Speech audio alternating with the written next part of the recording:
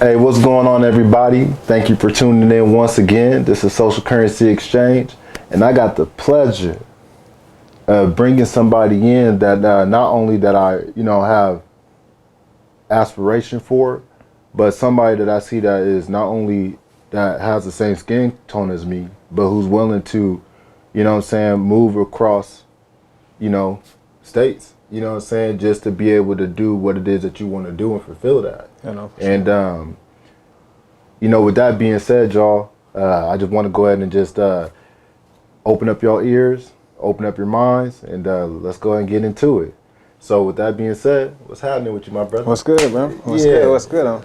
I'm glad you brought me on your show, man. You've been telling me a little bit about it for a few months now. Right. So I'm definitely happy to be on here. No, I appreciate that. Yeah. So, for the people who don't know you, let them know who you are. Yeah, for sure. So my name is Tarris, Batiste, everybody. Like he said, I just moved here to Seattle probably about 2 years now. But I'm from Atlanta, Georgia, went to high school out there, and just moved out here to kind of start my life and start my dream. So, yeah, and that's what we kind of kicked it off from now. Yeah. Yeah. So, okay. So now with that being said, man, don't let it smoke you. Yeah. Tell us about my book. Yeah, Tell us about it. Don't let it smoke you, man. So shit.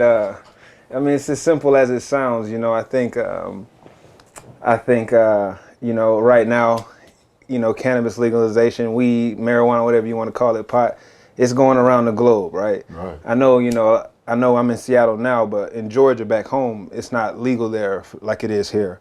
Like you can't just openly smoke out in public and all this shit, right? Right. No dispensaries there yet, not even medically, right? So don't let it smoke you. Essentially, man, it's like a caution to what's going on now. Just giving a warning out to people like, yo, it's coming.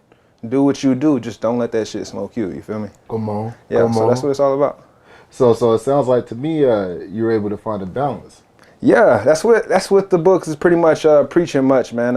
When I was younger, I first started smoking when I was in 7th grade. And, just going throughout that time, me smoking, it was tough for me to find my balance. Smoking with the homies. At first, it was just pleasure. Right. Then I started getting into sports. Then I kind of use it as for sports, like to help me out a little bit. You know what I'm saying? Right. And but I couldn't find my balance growing up, man. So it smoked me for a long time. For a long time. So yeah. So that's funny you say that because I'm in a transition, right? Where I'll say about a month ago or so, I was went from working for myself to being like, okay, I need to figure it out and pick up some extra loot. So let me go ahead and get into picking up a job. So I went out and got me a job, right? But before then, I had to piss test to get in. So I'm just like, damn, like, what am I about to do? Because I like to smoke, right? And so. By the grace of God, I have good councilmen, you know what I'm saying? And, my parents, where they're just like, hey, Aaron, it's one thing to say you're about to do something, but it's another to actually commit, you know what I'm saying? And if you want to better your situation, by bringing a little bit of extra income in, then there's certain things that you're going to have to do that you don't want to do, and it's okay to be uncomfortable. And it's not like I know, because I've done it before, but just coming to this crossroad again where I'm just like, damn, I love it. So I was like, I got to put it down. So I put it down for 2 weeks, and I ain't going to hold you. 2 weeks. Two strong weeks. Strong Too long weeks. Hey, look. The homies was like, bro, you stop smoking? And I'm just like, yeah, you know what I'm saying? But it's just because, I'm trying to get right. Right. And they're just like, bro, like, I would have never thought that, So just to be able to give off that energy, bro, like that, to me, that was powerful. And then not even just that, but I had a clear mind. Like, it was one of those things where I was like, damn, I could really see the benefits of not smoking. And I'm not anti-smoking because obviously, we lit up. But it's just one of those things where I do see a benefit when you choose to have all the doors, open up to you. Because it's 100% available. Yeah. No, I just listening to you, man, listening to the story, I think about it, what about for the kid who might not have both parents or who might not have that strong foundation, right? Like, how he gonna know how to balance, right? Like, or okay, so I'm gonna just put it to you like this, right? So this is how I look at Don't Let It Smoke You, right? This is how I look at it, not just from any color or person growing up, just in all, right? So think about weed right now. Think about how it's commercialized and advertised to the market, right? Regular's chewing gum. Nigga, we grew up on Regular's chewing gum. Juicy Fruit, Big Red, Winter Fresh, shit like that, right? Regular's, the owner of Regular's just said his CBD, his cannabis company will be 10x bigger than his bubblegum company. So think about that. So it's like, bro, if his cannabis company gonna be 10x bigger, like, and then how are you gonna tell the difference between a regular piece of gum or a CBD gum or a THC gummy? Think about it. I'm wondering, like, how you gonna tell the difference, right? Right. This past year, NBA, NHL, NFL just legalized weed, right? I mean, you black, when you grew up, who you wanted to be? Come on. Right? You wanted to be an NBA, NFL player, right? Yeah. Think about when LeBron get his CBD line. Or we in Seattle, Russell Wilson. Russell Wilson get a CBD. What all these young people gonna say? Oh, I can smoke, Russell do it. I can smoke, LeBron do it. Right? They gonna start young, man. But if they ain't gonna know nothing, nobody gonna balance that. Like, you can't tell nobody what to do. Right. Like, we all know that, right? You tell me don't do it, I'm gonna try to do it. But that's what the book's all about, bro. It's just a caution. It's just a caution for when that shit happens, because it's coming. You know what I'm saying? So, yeah. The fact that you're a visionary, bro. You know what I'm saying? It's like, coming, man. Yeah. So now, what made you even think to even have just the compassion? You know what I'm saying? Just to care. You know what I'm saying? Yeah. Yeah. No, real shit. So I went through it myself, right? Like I told you, I hate saying habit. I hate saying I had a habit. I hate saying all that shit. Like I had a dependency on it. I depended on it, nigga. Like, you feel me? And so I went throughout my day, whether to make me happy, I depended on it. So I went through it myself. Not just that, I know family members, my friends, a lot of people go through it too, you feel me? Right. But I hate when people like take control over people, and I don't believe in mass manufacturing. So I think anything that's, you're gonna see what I'm saying, anything that's made in big, I don't think it can be healthy. You get what I'm saying? So that's where that's where my want to came from so much. You know, my give a fuck meter, you know what I mean? Right. So yeah. Because you know it's being tampered with. Yeah, no, for sure. It just don't make sense. Look, bro, I'm gonna just keep breaking it down for you, right? So before you know it, weed's gonna be in Walmart, or Fred Meyer, like it is out here, grocery stores, right? Convenience stores, right? Now, is convenience store food good for you? No. So why is the weed gonna be good for you? I mean, it just don't make sense.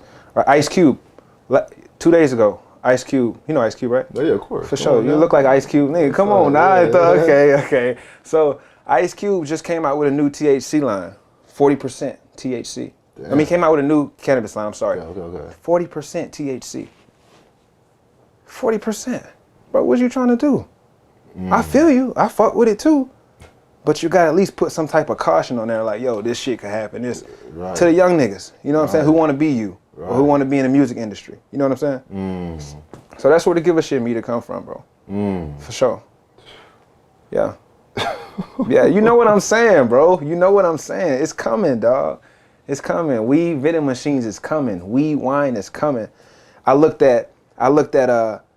on here, my girlfriend, her grandma, she used patches to get high. She don't smoke, she get a patch, you put on, and she just sit there, right? I'm like, shit, nigga, you can do it in all different type of ways now. You're gonna have whatever you like. It's gonna be tailored towards you. Right. But if you don't know how to balance it, what's gonna happen? You know what I'm saying? So total your life out. Yeah. You know what I mean? Yeah, exactly, bro. So that's where the book came from, for sure. So now, let's touch back a little bit of just growing up. You know what I mean? Like, now, did you grow up in the South or did you grow up out in the West? No, so actually, like I said, I missed this part. I was born in Irvine, California, but I was raised in Cartersville, Georgia. Right? I was raised in Cartersville, Georgia. It's a little bit north Georgia, north of Atlanta. But yeah, I grew up there, man. I was in the sports, just like normal people, right? Just in the sports, always in the shit, always just curious. Right. Trying to figure it out. And once I got my hands on weed, shit, you know how it is. You know how it is. Right. So now, what made you take sports so serious? Because you weren't just a regular Joe. Yeah. So that's kind of all I knew, man. That's all I wanted to. That's the only way I've seen. I know everybody uses a story. That's the only way I've seen them getting out. But like, That's all I knew. I just didn't. School and shit wasn't cool back then. Like learning and shit wasn't cool. Reading and shit, you know. I didn't read a book through high school. So I know people like, nigga, you wrote a book, but I didn't read a book through high school. So that wasn't cool back then. But yeah. So now, when you were like, okay, I put it like this. Back in high school for you, it's like, what were some of your like memories, as far as certain situations that like gave you like a second chance at thinking of something, or it's like where you want to go, because my thing is just like, I don't know if your people was just like, hey, you should go to college after this, or you should go into a trade school. Like, what was that like? Yeah. So I had an older brother, right? He was 2 years older than me. So I got a chance to kind of see how shit played out with him, But my parents told us, they was like, you got two options. Either you gotta go to college, but I ain't gonna pay for it. Right. Or you gotta go to the military. And I just had a problem, still do. I had a problem with people telling me what to do. Right. Especially if you don't look like me. Like, and I don't mean color, I mean just in general. Like, you know what I'm saying? So yeah, I just like, okay, I got to find a way to go to college. And that's when sports was like, yo, this is it. And then I started growing into my body, started figuring out I was kind of fast. Not really, but kind of fast. I could jump a little bit. And then I just went with the stigma like, yo, I'm black, I could play sports. So I just kind of rolled that out, I'm serious, bro. You know what I'm saying? Plenty of people was faster, plenty of people could jump higher, all that shit. But I just kind of rolled that out and just worked my ass off in it. So now, I mean, how far did you take it playing, football? Yeah, so went to college, went to Indiana State first. Shout out to Indiana State, man. It was my first college to go to. Left Indiana State and finished at Georgia State. Didn't get any trouble, right? I got to throw that out there. My coach ended up leaving. Went to Georgia State. So I was like, yo, I'm going to fuck with you. I'm going to go back home. Went to Georgia State. Ended up graduating Georgia State, played there, had a great year there, had a great few years there. Ended up getting drafted by the Falcons. The last round. I had to be honest and say the last round. But I ended up getting drafted by the Falcons and had a short time there, man. And ended up quitting, right? I didn't quit. I got released, but I quit football. Like, I felt like a modern slave, bro. I'm like, bro, like I get judged by how fast I am, how fast I do this drill, how strong I am. I'm like, bro, fuck that. I want to own my own shit. You know what I'm saying? So I just quit, dog. And yeah, that was it.